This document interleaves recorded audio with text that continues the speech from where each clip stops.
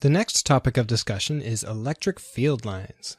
And electric field lines really just gives you a way to visualize electric fields. The key ideas here are that the electric field lines have a direction and they go away from positive, which is to be expected because the electric field also goes away from positive, and they go towards negative.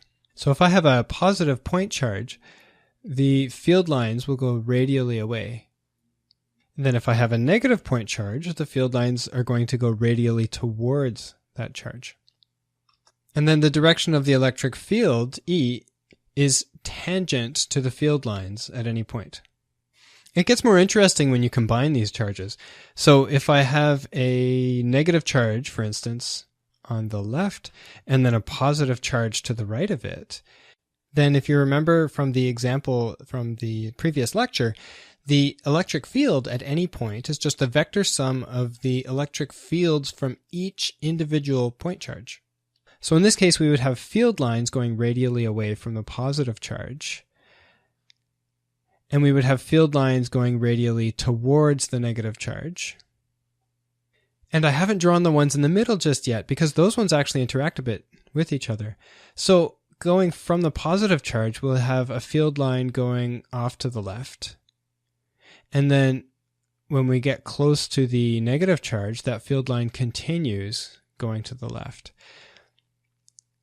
If we look at the upper left quadrant going from the positive and then the upper right quadrant going in towards the negative, these field lines actually end up joining.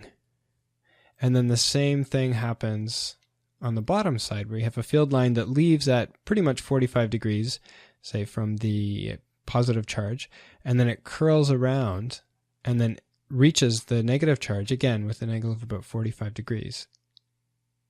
And there are lots of examples of these that are drawn much better than I can draw them.